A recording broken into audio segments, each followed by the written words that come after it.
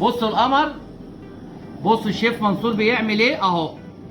كده انا بسوي المارينج بتاعي اهو اهو. بسم الله حبيبي يا رسول الله اهو اهو.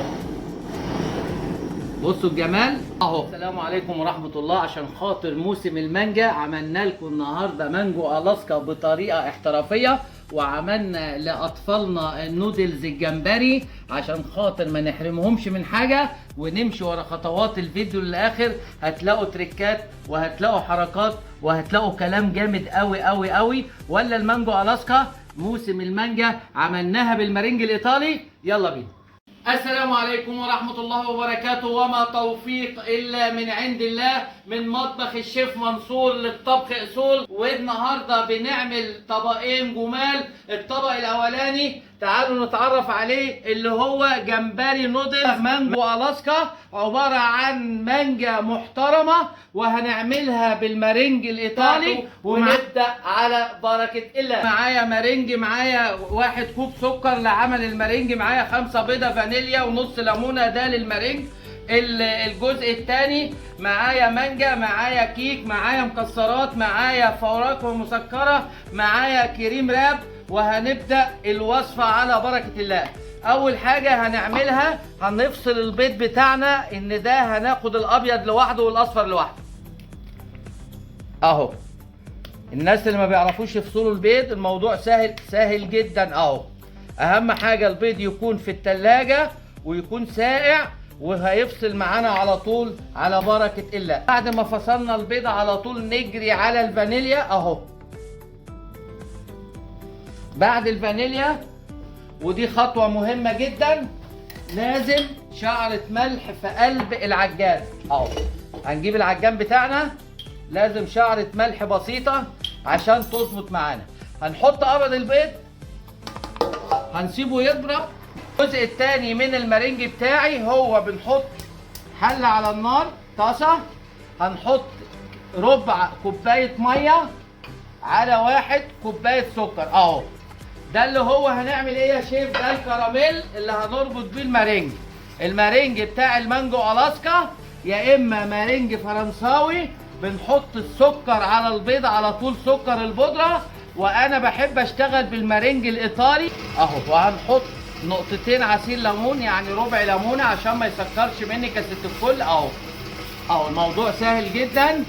ناخد تيست تاني صغير اهو. ادي الميه اهي، وادي الكراميل بتاعي اهو. اهم حاجه الميه تكون ساقعه موت موت موت اهو اهو. طلع معايا اهو كده، يبقى استوى اهو. ده العرق بتاعه اهو. كده المارينج بتاعي الكراميل بتاعه استوى. على سرعه زي ما انتم شايفين، ما وطيش الميكسر، واروح نازل بالخيط اهو اهو. خيط صغير خالص اهو. لو نزلت بسرعه البيض هيستوي واحده واحده. هسيبه بقى لمده 10 دقايق، هتتفرجوا على قطن اهو. اهو هجيب ميه ساقعه جدا جدا جدا اهو.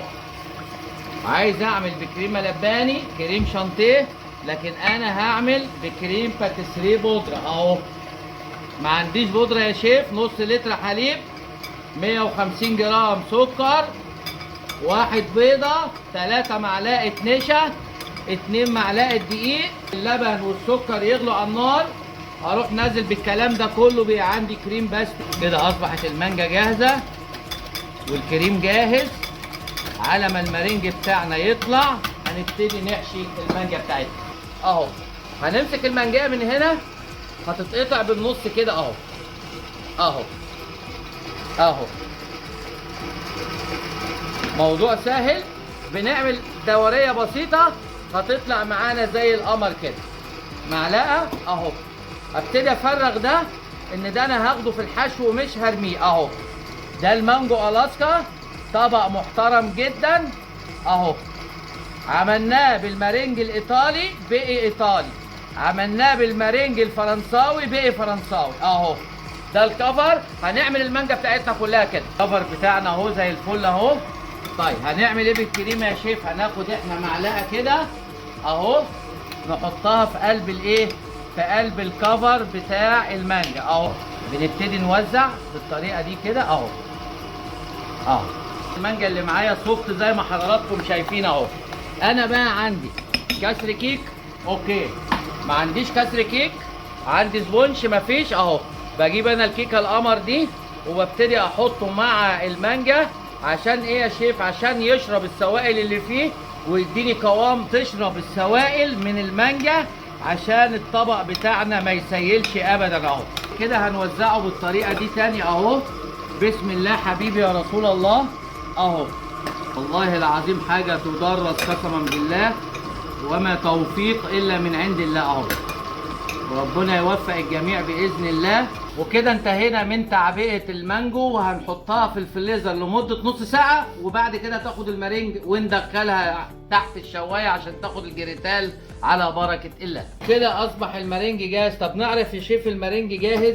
بصوا المنقار ده طالما عمل منقار زي كده يبقى الطريقه ناجحه مليون المية. بتاع الحلواني اهو بقيب البلة عندي، وهاخد من المارينج القمر ده. بسم الله حبيبي يا رسول الله اهو. بصوا الموضوع عامل ازاي. بعد كده طبعا الديكور ده حسب الرغبه. انا اعمل كده اهو، انا احب قوي انا الديكور الجامد الجميل ده اهو. اهو ده بيديني بقى الالاسكا اللي هو التلج، مانجا الاسكا اهو. ايه تاني يا شيف هنعمله بقى عشان الجميل ده يكمل؟ طيب لو انا عندي سلابندر اللي هي الشوايه من فوق، ادخله بس على نار عاليه جدا. عندي امكانيات اهو، ده بشبوري اهو. اعمل كده. بصوا القمر، بصوا الشيف منصور بيعمل ايه اهو. كده انا بسوي المارينج بتاعي اهو اهو.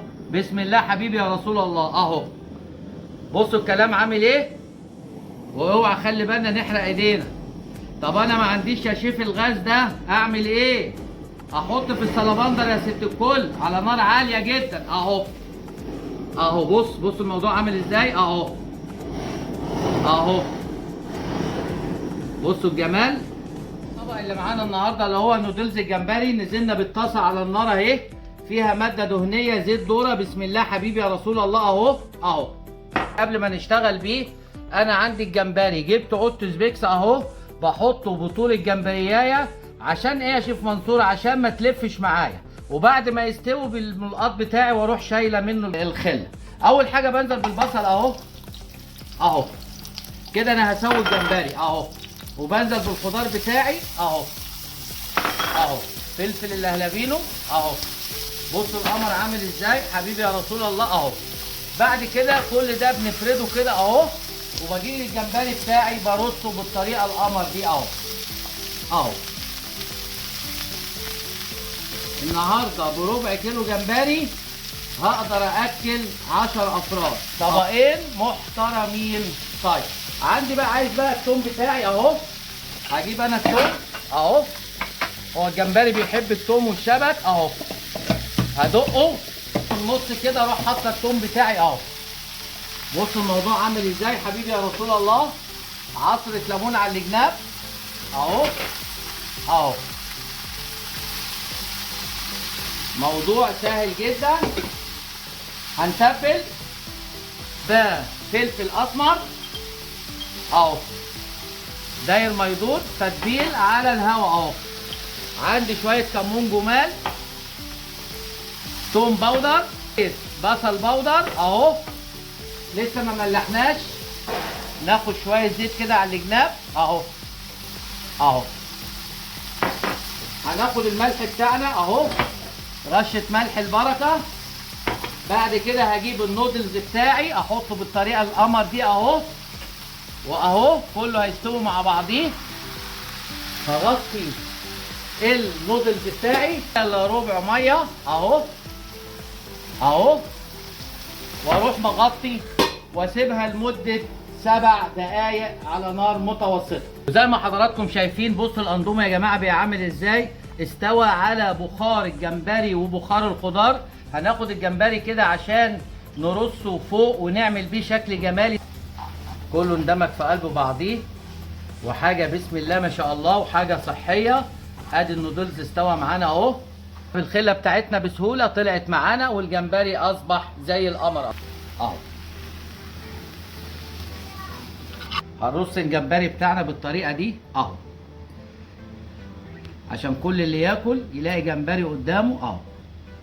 هنجيب حبايه طماطم صغيره هنعملها كده بالمنظر ده اهو، طبعا عشان ايه الشكل بتاعنا يبقى بريزنتيشن كويس، وشكل الطبق يبقى كويس معانا ويعجب اطفالنا وما يشتروهاش من الشارع تاني اهو. بصوا الكلام عامل ازاي. بعد كده الشبت بتاعي الجميل اهو انزل على الجناب، وكده جمبري نودلز وحاجه بسم الله حبيبي يا رسول الله.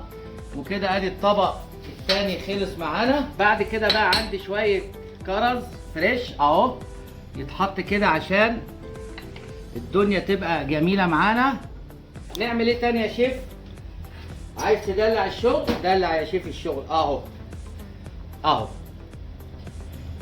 اهو، كريز مجفف وكريز فريش والدنيا مولعه في مطبخ الشيف منصور. يلا وعملنا ايه مع بعض؟ عملنا المانجا الاسكا وعملنا جمبري نودلز زي ما حضراتكم شايفين، ودي كانت وصفتين، وصفه حادقه ووصفه حلو.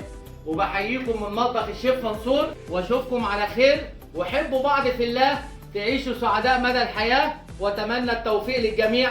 والسلام عليكم ورحمه الله وبركاته.